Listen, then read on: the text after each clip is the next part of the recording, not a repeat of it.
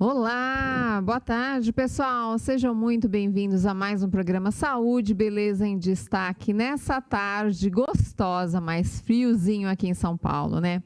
Gente, é uma semana, sem dúvida nenhuma, muito importante para todos. A nossa economia volta a dar aí os primeiros passos, mas não podemos esquecer que estamos num momento muito importante, principalmente porque nós estamos falando de vida e de saúde. Hoje eu saí às ruas e já fiquei um pouco preocupada pelo número de pessoas que estão andando por aí e, infelizmente, ainda vejo pessoas sem máscaras ou com a máscara para baixo. Gente, vamos tomar todo o cuidado do mundo, porque os números ainda continuam crescentes e essa vai ser a nossa realidade durante esse ano, durante o ano que vem, é a nova vida que vamos ter, né?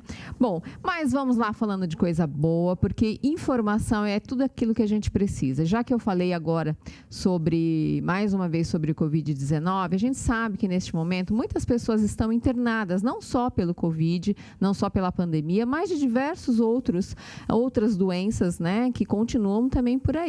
E sobre isso, hoje nós vamos receber uma especialista, uma enfermeira, que tem assim, um trabalho maravilhoso. Ela vai falar sobre as LPs. Você já ouviu falar sobre isso? Eu posso dizer que com esse nome não, mas você com certeza vai se lembrar do que se trata. Ela vai falar desse assunto e muitos outros, e também, daqui a pouquinho, nós vamos falar, sabe sobre o quê? Ganho de peso, que é o que todo mundo está reclamando nesse momento, né? Como é que a gente faz com esse ganho de peso? E também tem um outro fator, pela falta de atividade física, muitas pessoas estão perdendo a massa muscular, que também é muito preocupante. Então, fique por aí, porque hoje tem assuntos importantíssimos. E vamos receber, então, nossa primeira convidada, ela que é a doutora Gisele Pascon Sciglione. Ela é enfermeira especialista em estematerapeuta, é isso? O nome é complicado. Gerente de educação médica da Smith mais Neffel. Ela faz um trabalho maravilhoso frente ao programa Closer to Zero. É a doutora Gisele Pascon, que já está conosco aqui online. Doutora Gisele, boa tarde, tudo bem? Olá, Mara, boa tarde, tudo bem? Tudo bem. Doutora Gisele Pascon Sciglione, é isso? Gisele Ciccone Pascon. Isso, doutora Gisele. Seja muito bem-vinda, viu, minha querida? Muito obrigada, eu que agradeço o convite. Doutora, eu sei que vocês estão trabalhando nesse momento incansavelmente, né? Ainda mais você que é enfermeira, está trabalhando demais, né? E a gente sabe que é um trabalho árduo, difícil, porém também tem um outro lado, gratificante, né? Porque vocês estão tratando de vidas, né? Nesse momento tão importante, vocês são a ferramenta principal, eu diria, né? E, doutora, eu falei sobre LPs, né? Todo mundo fala assim, nossa, mas o que é LPs, né? Lesão por pressão. Muita gente até então conhece por outros nomes, né? Isso. A lesão por pressão, ela é uma úlcera, né? Uma lesão adquirida quando o paciente ele fica por muito tempo internado, acamado, e ele acaba sofrendo forças de pressão, né? Então, ele fica um determinado tempo deitado sobre o colchão, a cama, sem se movimentar, falta sangue e acaba levando ao desenvolvimento dessa lesão, associado também à falta do controle de incontinência, de umidade, associado também à fricção, né? Que é aquele movimento dos corpos friccionando sobre o lençol, o tecido, e também uma força muito importante que é chamada de cisalhamento. Muitas vezes o paciente ele acaba perdendo a sua percepção sensorial e ao escorregar na cama, né, que é um dos exemplos, ele vai próximo à proeminência óssea, ele vai ter um rompimento desses capilares devido a essa força. Essa é uma força muito ela é forte, extremamente concisa e ela vem de dentro para fora e aí ela forma uma lesão muito rápida, né? Enquanto a pressão ela é dependente do tempo, o cisalhamento ele é muito mais rápido. Então essas quatro forças acabam desenvolvendo essa lesão por pressão que as pessoas popularmente conhecem como úlcera de decúbito, escara, né? Que a gente não costuma dizer, mas as pessoas acabam popularmente chamando assim. Uhum. Nossa, doutora, eu vi algumas imagens, eu até ia colocar, mas eu achei que tem umas imagens muito chocantes, né? São coisas que a gente acaba nem pensando, né? Nesse sentido. E eu falei assim, não, vou deixar para que depois as pessoas busquem, até para não chocar, porque a gente já está num momento tão sensível, né? As pessoas já estão mais sensíveis, mas eu fiquei impressionante como tem lesões profundas e são, vamos dizer assim, buracos enormes, né? Que pode se chegar, e eu fiquei até assustada. Essas lesões elas podem ser muito profundas, elas se atingirem os ossos, né? Então, se ela chegar na proeminência óssea, ela pode dar uma infecção, que é a osteomielite, quando ela ocasiona o osso. Essa infecção, se não controlada, ela pode se disseminar e esse paciente pode até, se não controlado, ele pode vir a morrer por conta de uma infecção secundária à própria lesão por pressão. Então, ela é uma lesão extremamente grave. Em torno de 10% das pessoas que desenvolvem a lesão, elas acabam morrendo em decorrência do desenvolvimento dessa ferida. Mas, doutora, quando a gente fala dessas feridas, por exemplo, vamos falar agora desse momento que a gente está, né, vivendo essa pandemia, tem muitas pessoas internadas nesse momento. E aí, existe assim um período, aquelas feridas maiores que a gente estava até falando agora, né? É necessário quanto tempo de internação? Ou apenas em um mês, 15, 20 dias é possível se ter uma lesão desse jeito ou não? Tem muitas pessoas que acabam saindo e estão normais, ok. E a partir de quanto tempo? A gente está falando de internações mais longas nesse caso, né? Nem sempre as internações mais longas, mas a gente está falando de horas.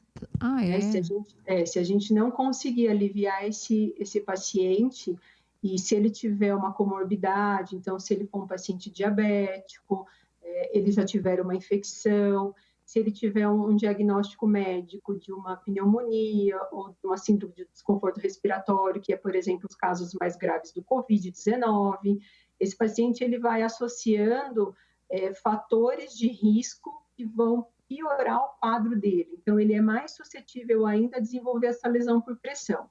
E se ele não tiver um programa de prevenção que envolva medidas preventivas adequadas por toda a equipe de profissionais de saúde que cuidam desse paciente, tecnologias associadas, ele pode desenvolver essa lesão não em dias, mas em horas, né? Então, dependendo das forças que ele vai estar exposto.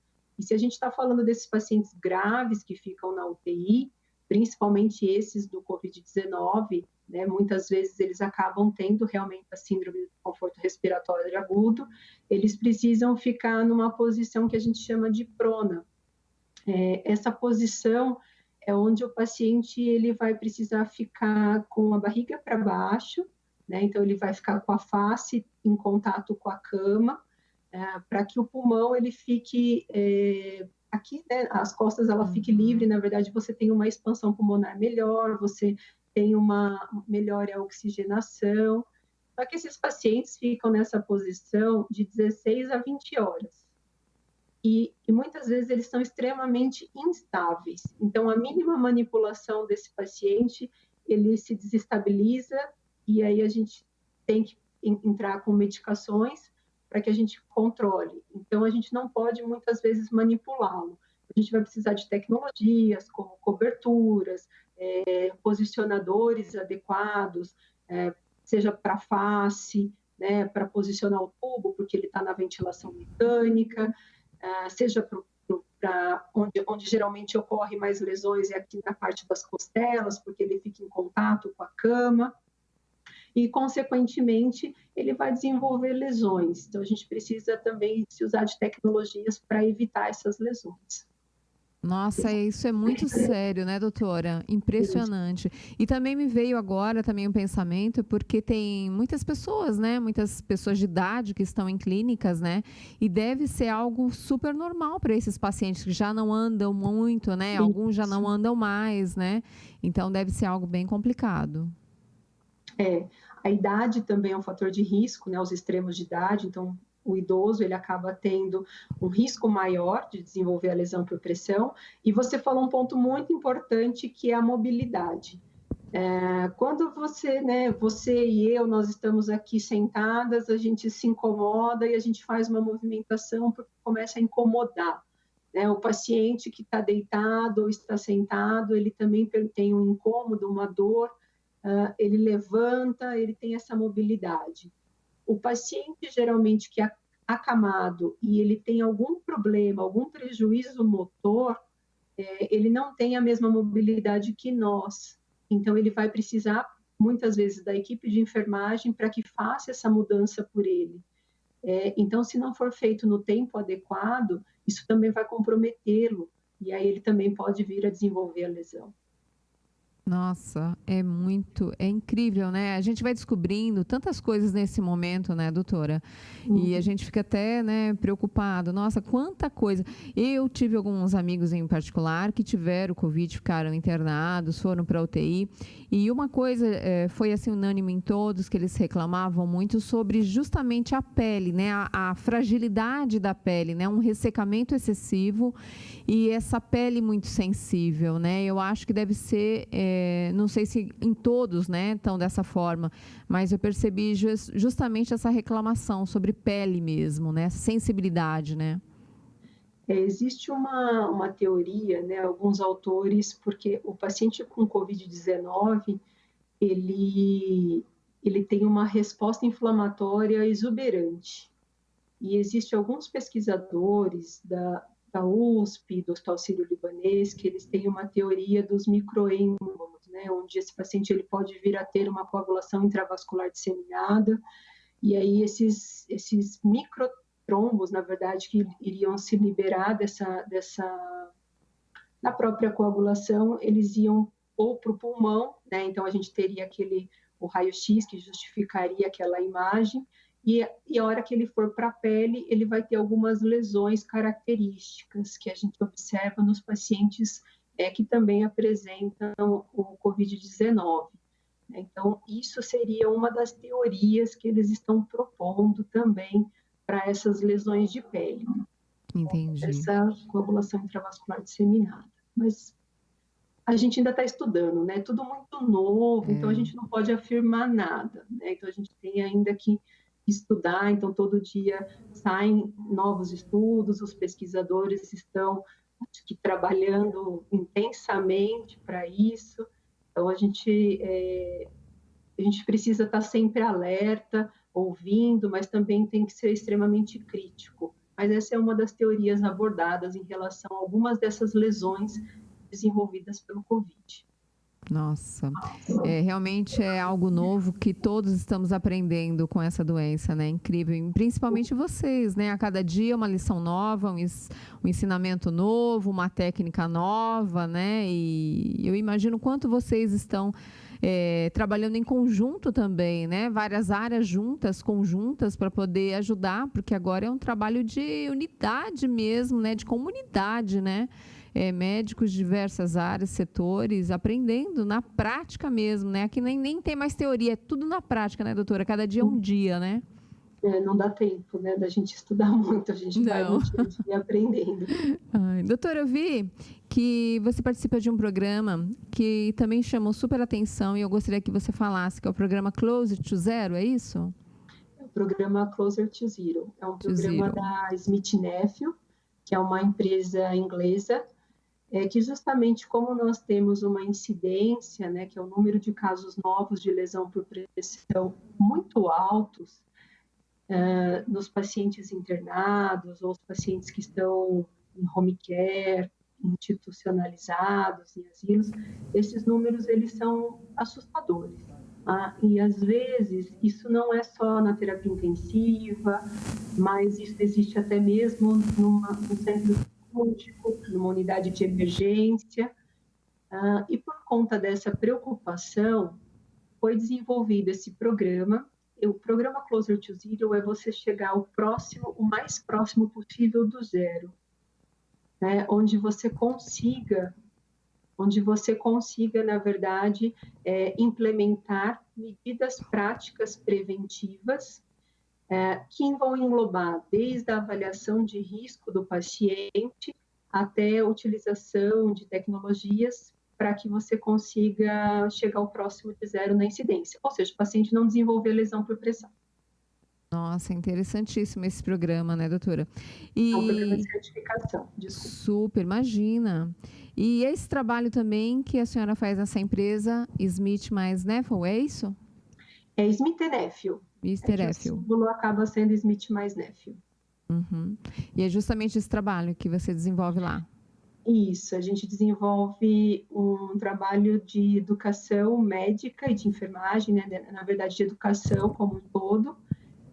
E o programa Closer to Zero, ele é um desses projetos que é você capacitar essas instituições e, na verdade, oferecer um programa de certificação para que eles implementem todas essas medidas preventivas baseadas em evidências. Então, tudo que se tem publicado, comprovado cientificamente que o paciente ele vai receber, que ele tenha o menor risco de desenvolver uma lesão por pressão, isso consta dentro de um manual.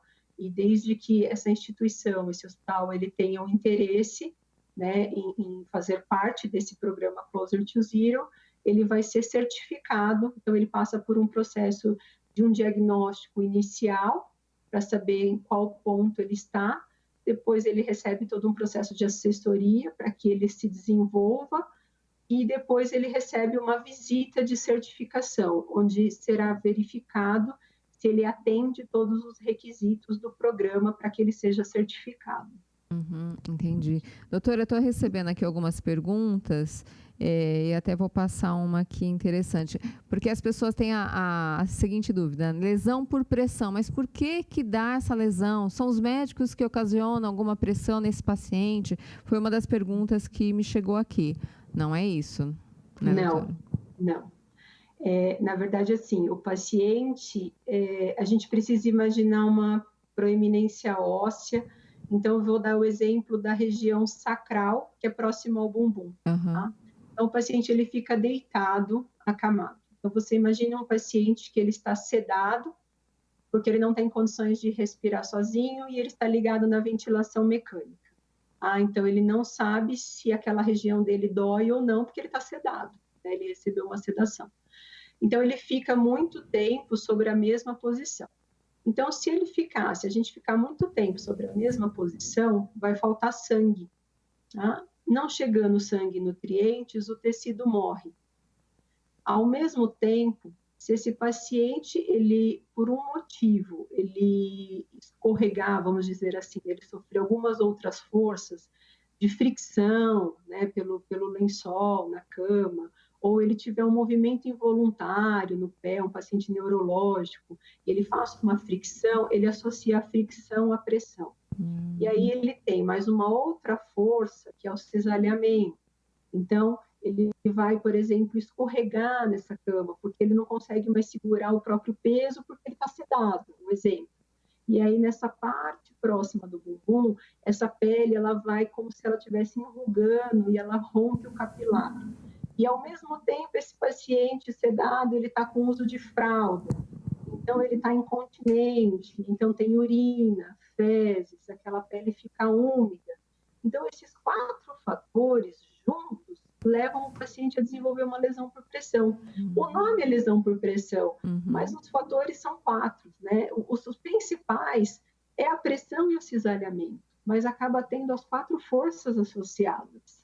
Mas o nome dado é propriamente pressão, mas não é porque ninguém ficou em cima dele, nada disso, é a própria condição da internação. Muitas vezes até o paciente paraplégico, né, que ele está numa cadeira de rodas, se ele não pegar a sua própria perna, levantar e tirar a pressão que fica naquela região, ele também pode ter uma lesão. Verdade. Porque ele não consegue se movimentar. Então, a mobilidade é muito importante para o indivíduo. Inclusive, a gente tem falado muito, né? Até agora, nesse momento que as pessoas estão mais em casa, né? Fazendo a quarentena, tem muita gente que não está se movimentando. Por isso que a gente fala que é tão importante se movimentar, né? Para que a gente possa, de fato, evitar tantos e tantos problemas, inclusive circulatórios, né? Aí até quero agradecer o João, que ele é de Campinas, que mandou essa pergunta e está agradecendo a doutora também. Doutora, também chegou uma dúvida aqui para nós, da Joana. de Araçariguama, aqui pertinho de São Paulo. Minha mãe tem 82 anos e está internada. Eu gostaria de saber se toda lesão por pressão pode virar uma úlcera ou não. A lesão por pressão, ela tem estágios. Então, dependendo do acometimento da pele, do tecido envolvido, a gente vai ter uma gravidade dessa lesão, tá? Se eu tiver só uma parte que ela fica com uma hiperemia, vamos dizer assim, que ela está vermelha, mas a pele não se rompe, eu tenho uma lesão instalada, mas não tenho uma ulceração, tá? Quando eu tenho o meu tecido, né, o meu tecido mais externo, que é a epiderme, ele se rompe, eu vou ter uma estágio 2, então eu vou começar a chamá-la de ulceração. Então, conforme os tecidos eles vão sendo envolvidos, então mais profunda ela vai sendo, mais grave, sim, ela pode ser uma ulceração. Tá? Mas o nome dela, dado cientificamente, é lesão por pressão. Entendi.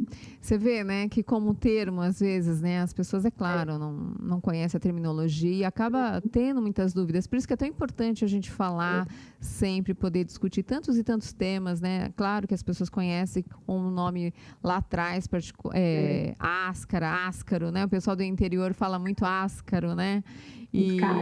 Escara, áscaro, enfim, né?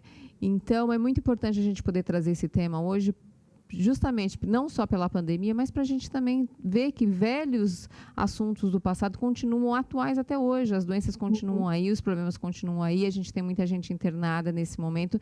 E após essas pessoas saírem do hospital, elas também vão precisar de seus cuidados em casa também. Então, doutora, quais os cuidados que as famílias que estão recebendo seus entes, que estão chegando agora dos hospitais, podem ter nesse momento também? Se o paciente ele tiver acamado, né, essa família ela pode se preocupar em comprar um colchão adequadamente que redistribua a pressão, e pode ser um colchão de viscoelástico ou um colchão pneumático. E para as áreas das proeminências ósseas, então as regiões de trocânter, sacral, calcâneo, elas podem aplicar as coberturas multicamadas com silicone. São coberturas que precisam ser de 5 camadas, precisam ter uma espuma de poliuretano e precisam ter uma camada de contato de silicone, que é justamente para reduzir a fricção, controlar a pressão, cisalhamento, e eles vão poder inspecionar a pele diariamente desse indivíduo. É importante procurar um especialista, né, um profissional, um enfermeiro estomaterapeuta ou um dermatologista, para que seja feito o acompanhamento desse paciente para que ele não desenvolva uma lesão. E se a lesão já tiver sido instalada, ele precisa de um tratamento para que a cicatrização ocorra o mais rápido possível, para que ele não tenha consequências. Entendi, perfeito, perfeito. Doutora, está chegando bastante pergunta aqui para mim através do inbox aqui para mim. Eu fico, até quero agradecer ao pessoal que está assistindo ao vivo pelas redes sociais, pelo Facebook, pelo YouTube, pelo nosso site também da emissora. Quero agradecer imensamente a participação de vocês. Espero que, com certeza, vocês que estão aí nesse momento tão importante, né, e tão difícil também, que a doutora tenha trazido algumas informações importantes, até também não só dos cuidados, mas também os preventivos, que muitas coisas, às vezes a gente está tão atrolado nos problemas diários, né, que a gente esquece pequenos detalhes que vão fazer toda a diferença nesse momento de tratamento, né, doutora? Doutora, eu quero te agradecer demais por estar aqui conosco hoje, tirando essas dúvidas. Era um assunto que a gente ainda não tinha desenvolvido, trazido, né, aqui no programa, e de suma importância. E eu gostaria, se possível, que a senhora deixasse uns pontos finais, algumas dicas, enfim, para quem está em casa, que possa também estar circulando e evitando também, né? Porque não é só quem está no hospital, quem está em casa também precisa se movimentar, porque senão já viu, né, doutora? Com certeza. Eu agradeço imensamente essa oportunidade para a gente discutir sobre lesões e principalmente sobre prevenção. Acho que prevenção é muito importante, né? Como você falou, você se assustou ao sair de casa, que as pessoas não fazem as medidas preventivas, como o uso de máscara. Então, aqui eu também deixo a minha mensagem, que a prevenção é fator-chave para que a gente evite grandes complicações. Então, se movimente muito, né? Tenha essa preocupação, se hidrate bastante, tenha uma boa nutrição, uma boa dieta. Se você está acamado, então tenha uma boa família que te oriente, que cuide de você, que te ajude a se movimentar na cama, e tem essa frequência da higienização constante. Acho que tudo isso é um complemento, é um conjunto de medidas que vem associados para que a gente tenha prevenção de lesão. E acho que prevenção como um todo, né? Para que a gente evite o mal de todas as doenças que nós temos aí no mundo. É verdade, doutora. Prevenção é sempre. Doutora, eu quero te agradecer mais uma vez e quando tudo isso passar, você está mais do que convidado para estar aqui com a gente, desenvolvendo outros assuntos, outros temas. E quem sabe, se Deus quiser, a gente já lembrando desse momento como um passado, né? É isso que todos nós queremos, né? E que saímos bem, com certeza vamos nos cuidar. Doutora, bom trabalho para você. Leve o nosso abraço, o nosso carinho a todos os profissionais da saúde que estão lá junto com vocês nesse momento muito importante para toda a população. Obrigada de coração. Obrigada, muito obrigada pela oportunidade, eu que agradeço. Tenha uma boa tarde. Igualmente, querida. E nós vamos continuando aqui, porque no próximo bloco vamos falar de um assunto super importante com mais um médico endocrinologista. Você é daquelas também, né, que está super preocupada, a pandemia está aí, você não está conseguindo se movimentar? Saiba que não está sozinho, mas também saiba que você tem que se movimentar, tá bom? E também temos um fator super importante, que é a perda de massa muscular. Você pode estar vendo aí na TV que alguns pacientes que estão saindo desse momento da Covid-19 estão perdendo muito peso e muitos deles estão reclamando da perda de massa muscular. Eu vou conversar com o Dr. Marcelo daqui a pouquinho, ele vai estar esclarecendo algumas dúvidas para nós.